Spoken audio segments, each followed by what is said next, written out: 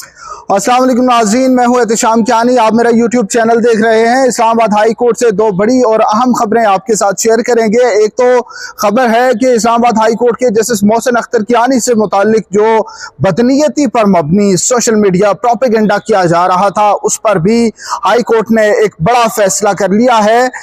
और दूसरी खबर जो कि डिप्टी कमिश्नर इस्लामाबाद और SSP ऑपरेशन से मुतालिक है, उनके खिलाफ तौहीन अदालत की एक कार्रवाई हुई। उसमें अदालत ने उन्हें तौहीन अदालत का मुर्तकिब करार देते हुए जस्टिस बाबर सत्तार ने उन्हें सजा सुनाई और उन्होंने इंट्रा कोर्ट अपील दायर की। दो रुकनी बेंच जिसमें चीफ जस्टिस आमिर फारूक और जस्टिस मियां गुल हसन औरंगजेब शामिल थे, उन्होंने उस फैसले को मुअत्तल किया, सजा को मुअत्तल किया और उसके बाद तकरीबन 1.5 माह से ज़ायद अरसे की तारीख डाली गई थी। आज उस पर समाअत होनी थी जो कि नहीं हो सकी।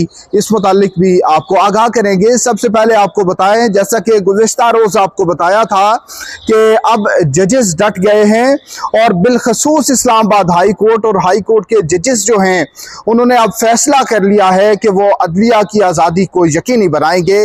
इस अमर के लिए हाई कोर्ट से बड़ी बड़ी खबरें सामने आ रही हैं, बड़ी कार्रवाइयाँ शुरू की जा रही हैं और बज़ाहिर जो रहनुमाई सुप्रीम जुडिशल काउंसिल से पहले तलब की जा रही थी कि सुप्रीम जुडिशल काउंसिल बताए कि हमने क्या करना है जब अदलिया में कोई मुदाखलत हो, कोई डराया धमकाया जाए, इंटिमिडेशन का कोई मामला आए तो उस पर हाई कोर्ट को क्या करना चाहिए। अब हाई कोर्ट ने खुद से ये फैसला कर लिया गया है कि ऐसी किसी भी सूरत हाल को किस तरह से निपटना है, उस पर क्या कार्रवाई आगे बढ़ानी है। जस्टिस बाबर सत्तार ने खत लिखा chief justice Islamabad high court को, उसमें तौहीन अदालत की कार्रवाई शुरू करने की सिफारिश की गई कि जो लोग जस्टिस बाबर सत्तार की पर्सनल इंफॉर्मेशन लीक कर रहे हैं, पब्लिक कर रहे हैं, उनके खिलाफ तौहीन अदालत की कार्रवाई शुरू की जाए। सोशल मीडिया पर जो बदनीयती पर मबनी प्रोपेगेंडा है, उस पर यह कार्रवाई शुरू की जाए। अब बड़ी खबर यह है कि जस्टिस मोहसिन अख्तर कियानी ने भी चीफ जस्टिस आमिर फारूक को एक खत लिखा है और जस्टिस मोहसिन अख्तर कियानी ने भी अपने खत में तौहीन अदालत की कार्रवाई शुरू करने की सिफारिश की है। जस्टिस मोहसिन अख्तर कियानी के खिलाफ भी सोशल मीडिया पर बदनीयती पर मबनी प्रोपेगेंडा जारी था, जिसमें कुछ डिस्ट्रिक्ट कोर्ट के जजेस का एक खत को भी वजह बनाकर, बुनियाद बनाकर ये प्रोपेगेंडा किया गया। वो खत क्या था वो किसी को मालूम नहीं, शायद चंद लोगों ने वो देखा हो। वो डिस्ट्रिक्ट कोर्ट के जजेस के नाम पर वो खत सामने कुछ लोगों के सामने आया और उन्होंने उसको प्रोपेगेट भी किया, लेकिन इस्लामाबाद हाई कोर्ट में वो खत नहीं पहुंच सका और जो इस पर खबरें देने वाले और जो इसको प्रोपेगेट करने वाले हैं, उनका भी ये कहना था कि उस खत पर किसी जज के दस्तखत मौजूद नहीं है। यानी डिस्ट्रिक्ट जजेस में से अगर किसी जज ने इस्लामाबाद हाई कोर्ट के सीनियर प्यूनर जज पे कोई उन पे इल्जामात आयद किए हैं, तो उन जजेस का उस पे नाम होना चाहिए, दस्तखत होने चाहिए और दस्तखत के साथ ही उन्हीं की तरफ से हाई कोर्ट को ये लिखा जाना चाहिए था। बजरिया डाक ही आया, ये भी बताया जा रहा था कि बजरिया डाक भेजा गया है।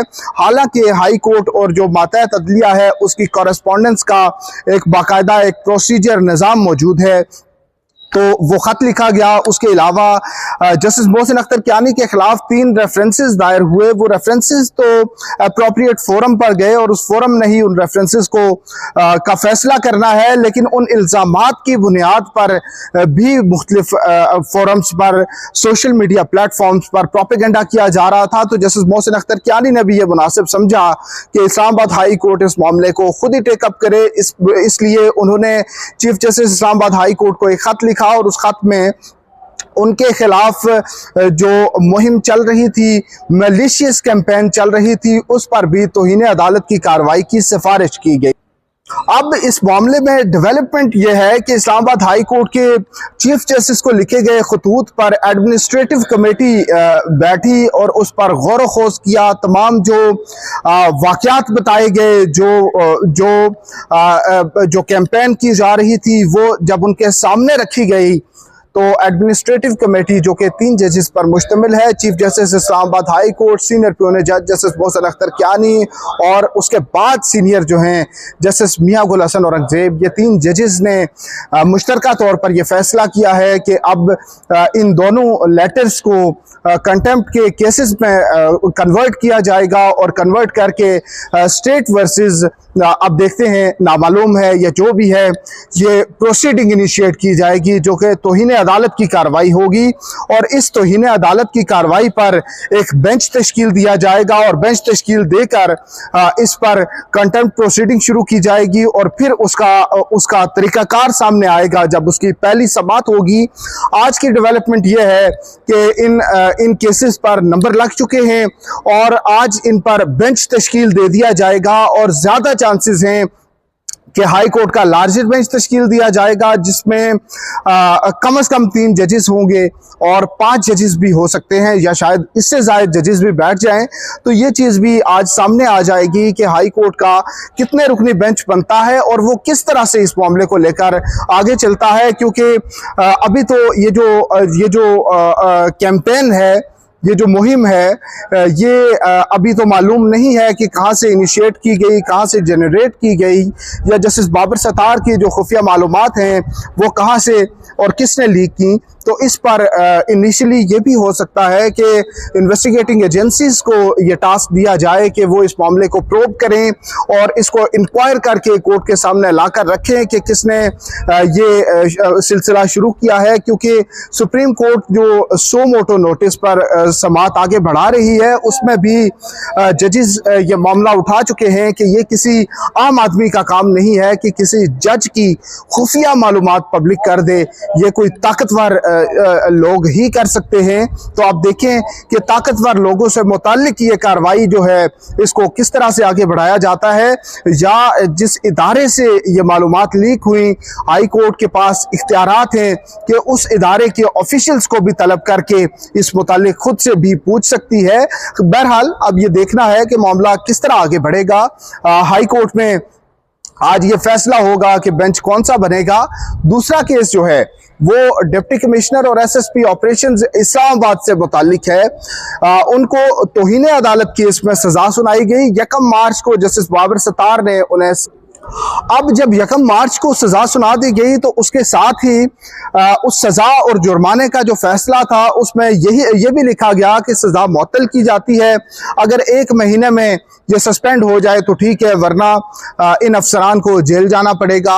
हाई कोर्ट के 2 रुकनी बेंच ने वो सजा मुअत्तल कर दी। शायद कोई मार्च की 17 या 18 तारीख को ये समाअत हुई थी और आज मई की 7 तारीख आइंदा तारीख दी गई थी और आज तक ये सजाएं मुअत्तल थी। आज इस बेंच ने दोबारा समाअत कर रही थी, लेकिन चीफ जस्टिस आमिर फारूक के सरबराही में जो 2 रुकनी बेंच था वो उसकी कॉज लिस्ट आज मनसूख कर दी गई है। कोई केस नहीं सुना जाएगा और ये बताया गया है कि चीफ जस्टिस आज चैम्बर वर्क करेंगे, इसके अलावा एक इजलास की सदारत भी करेंगे। इस वजह से इस केस की आज समाअत नहीं हो सकी। इस्लामाबाद हाई कोर्ट के जस्टिस बाबर सत्तार ने जो सजा सुनाई थी वो अपेरेंटली तो सिंबॉलिक सजा थी और इन दोनों अफसरान को सजा इसलिए सुनाई गई थी कि ये किसी के आलाकार बनकर वो कार्रवाइयाँ कर रहे थे जिससे अदलिया पर अवामी एतमाद कम हो रहा था और अदालती अहकामात जो थे उनको वायलेट किया जा रहा था और अदालत इस नतीजे पे पहुंची कि अदालती अहकामात को वायलेट किया गया, इसी वजह से उन्हें सजा सुनाई गई। लेकिन अगर हाई कोर्ट का ही 2 रुकनी बेंच इस मामले को इस तरह से अभी तो अब देखना यह है कि आइंदा हफ्ते में ये केस दोबारा समाअत के लिए मुकर्रर होता है या नहीं। तो अगर ये प्रोलॉन्ग होता जाएगा तो ये हिम्मत और जुर्रत जो है ये बढ़ती जाएगी और ब्यूरोक्रेसी अदालतों के काबू में फिर नहीं आएगी और ये एक्सपेक्ट नहीं करना चाहिए कि आला अदालतों के तमाम तरह अहकामात माने जाएंगे, क्योंकि अहकामात नहीं माने गए तो उस पर ये कंटेम्प्ट प्रोसीडिंग इनिशिएट की गई थी। तो अब जब ये बात वाज़ेह होगी कि एक अदालत से सज़ा और दूसरी से छूट मिल सकती है तो फिर ये सिलसिला रुकना मुश्किल हो जाएगा। तो आप देखें कि हाई कोर्ट का 2 रुकनी बेंच इस मामले को किस तरह से लेकर आगे चलता है और समाअत के लिए ये केस कब मुकर्रर होता है, और उस पर जो आर्ग्यूमेंट्स होते हैं वो सुनने के बाद ही कोर्ट इस नतीजे पर पहुंचेगी कि सिंगल बेंच का फैसला दुरुस्त था या उसमें खामियां और कोताहियां थी। और अगर खामियां कोताहियां करार देकर फैसला कलअदम करार दे दिया गया तो डिप्टी कमिश्नर और एसएसपी ऑपरेशन जो हैं वो उसी तरह से दोबारा ताकतवर होकर फिर अपने ओहदों पे खड़े हो जाएंगे।